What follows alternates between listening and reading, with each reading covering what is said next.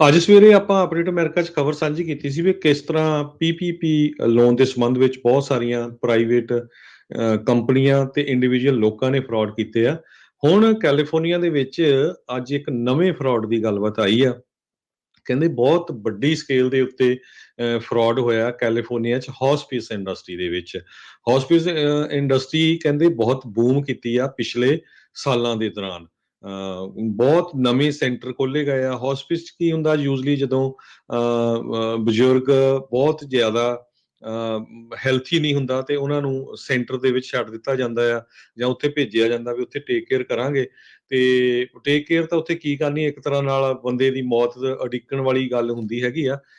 ਹੁਣ ਕੈਲੀਫੋਰਨੀਆ ਦੀ ਸਟੇਟ ਨੇ ਇਹ ਜਿਹੜੇ ਹੌਸਪਿਸ ਇੰਡਸਟਰੀ ਆ, ਇਹਨਾਂ ਦੇ ਸੈਂਟਰ ਆ, ਉਹਨਾਂ ਨੂੰ ਆਡਿਟ ਕੀਤਾ ਹੈਗਾ।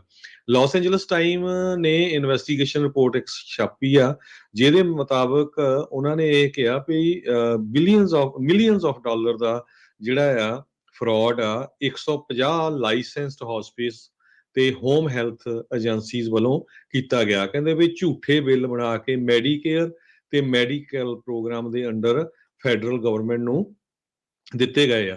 ਕੱਲੇ ਐਲਏ ਕਾਉਂਟੀ ਦੇ ਵਿੱਚ 105 ਮਿਲੀਅਨ ਡਾਲਰ ਦਾ ਸਨ 2019 ਚ ਫਰਾਡ ਹੋਇਆ। ਇਹਨਾਂ ਜਿਹੜੇ ਇਹ ਸੈਂਟਰਸ ਹੈਗੇ ਆ ਜਿੱਥੇ ਬਜ਼ੁਰਗਾਂ ਨੂੰ ਰੱਖਿਆ ਜਾਂਦਾ। Department of public health hospice agency licensing ਕਹਿੰਦੇ ਵੀ ਉਹਨਾਂ 'ਚ ਹਿੰਮਤ ਹੀ ਨਹੀਂ ਹੋਈ ਵੀ ਅਸੀਂ ਫਰਾਡ ਨੂੰ ਰੋਕ ਸਕੀਏ। ਉਹਨਾਂ ਨੇ ਕਦੇ ਆਡਿਟ ਵੀ ਨਹੀਂ ਕੀਤਾ, ਜਿਹੜੀ ਰੈਗੂਲੇਟਰੀ ਏਜੰਸੀ ਆ ਜਿਨ੍ਹਾਂ ਨੇ ਇਹਨਾਂ ਨੂੰ ਜਾ ਕੇ ਚੈੱਕ ਕਰਨਾ ਸੀ।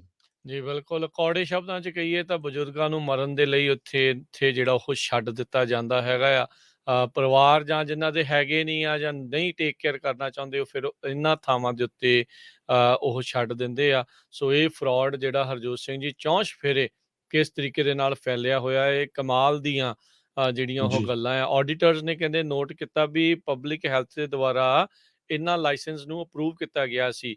ਕਈ ਫੋਰ ਪ੍ਰੋਫਿਟ ਜਿਹੜੀਆਂ ਫੈਸਿਲਿਟੀਜ਼ ਆ ਉਹਨਾਂ ਦੇ ਲਈ ਵੀ, ਜਦ ਕਿ ਉਹਨਾਂ ਨੂੰ ਇਹ ਪਤਾ ਸੀਗਾ ਵੀ ਇਸ ਦੇ ਵਿੱਚ ਕਈ ਦਿੱਕਤਾਂ ਨੇ, ਮੁਸ਼ਕਲਾਂ ਨੇ। ਇੱਕ ਹਿਸਾਬ ਦੇ ਨਾਲ ਉਹਨਾਂ ਨੇ ਇਹ ਫਰਾਡ ਕਰਨ ਵਾਲਿਆਂ ਨੂੰ ਅਨੇਬਲ ਹੀ ਕੀਤਾ ਆ ਵੀ ਉਹ ਉਸੇ ਤਰੀਕੇ ਦੇ ਨਾਲ ਚੱਲਦੇ ਰਹਿਣ। ਤੇ ਫਿਰ ਆਪਾਂ ਨੂੰ ਪਤਾ ਹੀ ਆ ਵੀ ਕੀ ਕੁਛ ਵਾਪਰਿਆ। ਸਭ ਨੂੰ ਯਾਦ ਹੋਣਾ ਕੋਵਿਡ ਦੇ ਦੌਰਾਨ ਵੀ ਜਿੱਥੇ ਬਜ਼ੁਰਗ ਰਹਿੰਦੇ ਸੀ ਉਹਨਾਂ ਦੇ ਨਾਲ ਕੀ ਕੁਛ ਵਾਪਰਿਆ। ਜਿਹੜਾ ਕੋਈ ਕੋਵਿਡ ਤੋਂ ਪੀੜਤ ਹੋ ਵੀ ਜਾਂਦਾ ਸੀ, ਉਹਨੂੰ ਵੀ ਮੁੜ ਵਾਪਸ ਉੱਥੇ ਘੱਲ ਦਿੱਤਾ ਜਾਂਦਾ ਸੀ। ਸਭ ਤੋਂ ਵੱਡੇ ਮੌਤਾਂ ਦੇ ਜਿਹੜੇ ਆંકੜੇ ਆ, ਉਹ ਜਿੱਥੇ ਬਜ਼ੁਰਗਾਂ ਨੂੰ ਰੱਖਿਆ ਜਾਂਦਾ ਸੀ, ਇਹ ਲਾਇਆ ਗਿਆ ਆ। ਜੀ ਸੋ ਆਲਰੇਡੀ ਸਭ ਤੋਂ ਮਾੜੀ ਜੀ, ਗੱਲ ਰਾਜਕਰਨਵੀਰ ਸਿੰਘ ਜੀ ਇਹ ਆ ਵੀ ਜਿੱਥੇ ਕਹਿੰਦੇ ਵੀ ਬੰਦੇ ਭੇਜੇ ਜਾਂਦੇ ਆ ਵੀ ਬੰਦੇ ਮਰਨ ਵਾਲੇ ਆ, ਉਹਨਾਂ ਨੂੰ ਇੱਕ ਤਰ੍ਹਾਂ ਦੇ ਨਾਲ ਇਹ ਜਿਹੜੀ ਇੰਡਸਟਰੀ ਆ ਉਹਦਾ ਮੇਨ ਮਕਸਦ ਇਹ ਹੁੰਦਾ ਹੈਗਾ ਵੀ ਉਹਨਾਂ ਨੂੰ ਕੰਫਰਟ ਦੇਣੀ, ਉਹਨਾਂ ਨੂੰ ਵਧੀਆ ਫੂਡ ਦੇਣਾ ਤਾਂ ਕਿ ਉਹ ਜੋ ਉਹਨਾਂ ਦੀ ਜ਼ਿੰਦਗੀ ਦੇ ਦਿਨ ਹੈਗੇ ਉਹਨਾਂ ਨੂੰ ਵਧੀਆ ਬਤੀਤ ਕਰ ਸਕਣ। ਪਰ ਕਹਿੰਦੇ ਵੀ ਉਹਨਾਂ ਨੂੰ ਹਾਰਮ ਕੀਤਾ ਗਿਆ ਤੇ ਨਗਲੈਕਟ ਕੀਤਾ ਗਿਆ ਪਸ਼ੂਆਂ ਵਾਂਗ। 20 ਸਾਲਾਂ ਦੇ ਵਿੱਚ ਯੂਐਸ ਦੇ ਵਿੱਚ ਹੌਸਪਿਸ ਇੰਡਸਟਰੀ ਡਬਲ ਹੋਈ ਹੈਗੀ ਆ। ਜਦ ਕਿ ਮੈਡੀਕੇਅਰ ਸਪੈਂਡਿੰਗ ਬਿੱਲ 3 ਬਿਲੀਅਨ ਤੋਂ ਵੱਧ ਕੇ ਸਨ 2000 ਤੋਂ ਲੈ ਕੇ ਹੁਣ ਤੱਕ 22.4 ਬਿਲੀਅਨ ਡਾਲਰ ਤੱਕ ਪਹੁੰਚ ਗਿਆ ਹੈਗਾ।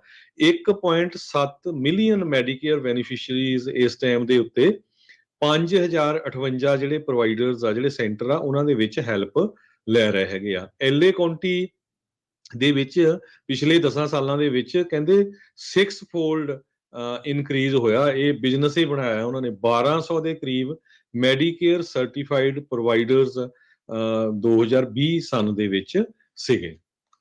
ਜੀ ਇਸ ਟਾਈਮ ਇਹਨਾਂ ਨੇ ਇੱਕ ਮੋਰੀਟੋਰੀਅਮ ਲਾਇਆ ਆ, ਕਿਸੇ ਵੀ ਹੌਸਪਿਸ ਏਜੰਸੀ ਨੂੰ ਨਵੇਂ ਲਾਇਸੈਂਸ ਜਿਹੜੇ ਆ ਉਹ ਨਹੀਂ ਦਿੱਤੇ ਜਾ ਰਹੇ। 1 ਜਨਵਰੀ ਤੋਂ ਇਹ ਮੋਰੀਟੋਰੀਅਮ ਚੱਲੇਗਾ, 1 ਸਾਲ ਤੱਕ ਰਹੇਗਾ।